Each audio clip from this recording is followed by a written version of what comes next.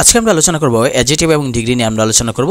জয়কলি এই বিচিত্রা থেকে আমরা আলোচনা করব অ্যাডজেক্টিভ এবং ডিগ্রি নিয়ে। তো আমরা ডিসকাশন যদি দেখি যে প্রাইমারি ডিসকাশন বলা আছে যে ওয়ার্ড কোনো নাউন প্রোনাউনের দোষ গুণ বা অবস্থা সংখ্যা এগুলো মানে নির্দেশ করে, তাহলে তাকে অ্যাডজেক্টিভ বলে, যেগুলো আমরা ছোটোবেলায় পড়েছিলাম যে অ্যাডজেক্টিভ মানে কি দোষ গুণ অবস্থা পরিমাণ সংখ্যা এগুলো।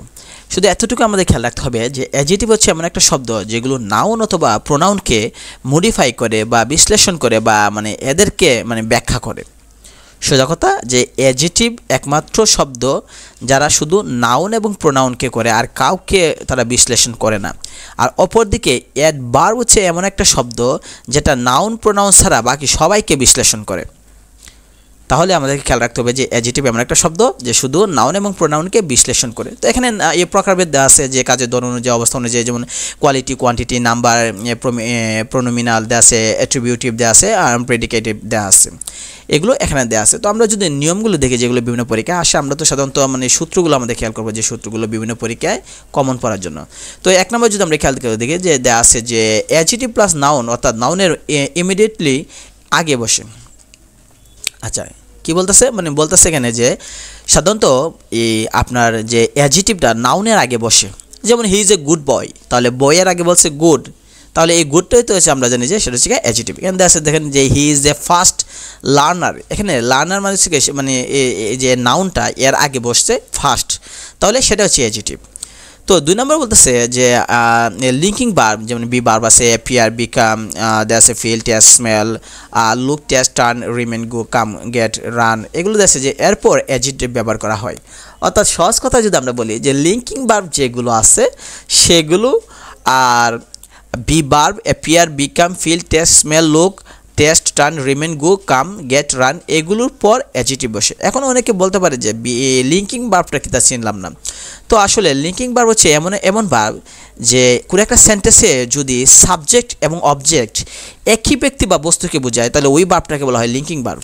আমি আবার বলতেছি যে কোনো একটা সেন্টেন্সে যদি সাবজেক্ট এবং অবজেক্ট একই ব্যক্তিকে বোঝায় তাকে বলা হয় লিঙ্কিং ভার্ব।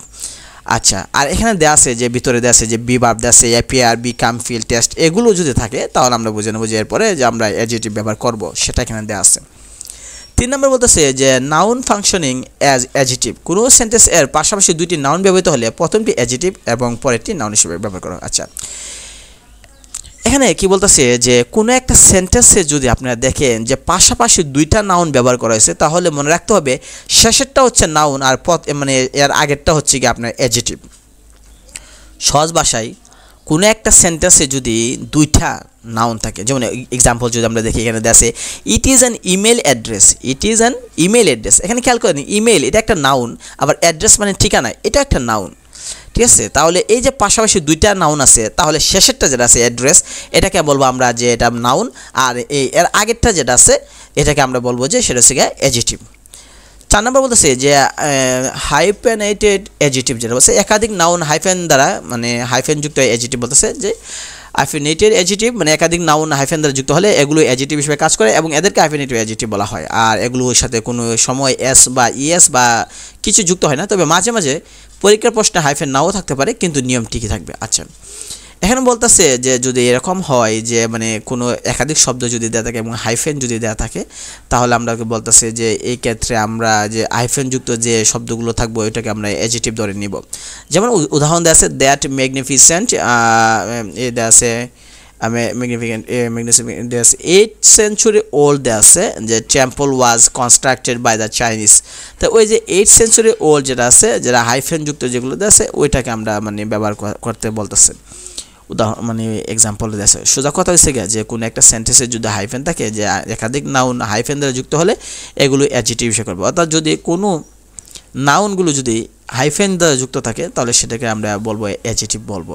আর যদি হাইফেন না থাকে তাহলে হাইফেন না থাকলে তো আমরা চলে যাব 3 নম্বর নিয়ম অনুসারে যে যদি পাশাপাশি দুইটা নাউন থাকে তাহলে শেষেরটা হচ্ছে নাউন আর এর আগেরটা হচ্ছে গিয়ে অ্যাডজেক্টিভ। এটা 5 নম্বর বলতেছে ভার্বের প্রেজেন্ট পার্টিসিপল ফর্ম যেমন আইএনজি যুক্ত ভার্ব এবং ফার্স্ট পার্টিসিপল ফর্ম যেমন ইডি যুক্ত ভার্ব অ্যাডজেক্টিভ হিসেবে কাজ করে। অর্থাৎ কোনো একটা সেন্টেন্সে যদি ভার্বের সাথে আইএনজি থাকে তাহলে এটাকে আমরা বলবো যে মানে অ্যাডজেক্টিভ বলবো, অথবা ভার্বের ফার্স্ট পার্টিসিপল যদি থাকে ইডি তাহলে সেটাকে আমরা বলবো। যেমন দেখেন উই ক্যাম টু অ্যান অ্যাবেন্ডন্ড, শেষে অ্যাবেন্ডন তো এর সাথে ইডি দেওয়া আছে, অ্যাবেন্ডন মানে পরিত্যক্ত, এখানের সাথে ইডি দেওয়া আছে তাহলে এর আছে ফার্স্ট পার্টিসিপল, এই ক্ষেত্রে আমরা ওইটাকে অ্যাডজেক্টিভ বলবো, এটাই বলতেছে। অথবা বার প্লাস আইএনজি যদি থাকে, যেমন I helped A drawing man, এখানে আইএনজি যুক্ত আছে, এটাকেও আমরা বলবো। অর্থাৎ সোজা কথা যে কোনো একটা সেন্টেন্সে যদি বারবার সাথে আইএনজি থাকে এবং সেটা যদি নাউনে আগে বসে, তাহলে সেটাকে আমরা ধরে নেব সেটা হচ্ছে কি যে অ্যাডজেক্টিভ। আর যদি ফার্স্ট পার্টিসিপল থাকে তাহলে সেটাকে আমরা অ্যাডজেক্টিভই ধরে নেব। 6 নম্বর বলতেছে যে বাক্যে বেরি টু সো ইত্যাদির পর সাধারণত অ্যাডজেক্টিভ বসে, অর্থাৎ বেরি টু সো এগুলো যদি থাকে, এরপরে যদি কোনো একটা শব্দ থাকে এই শব্দটাকে আমরা অ্যাডজেক্টিভ ধরে নিব।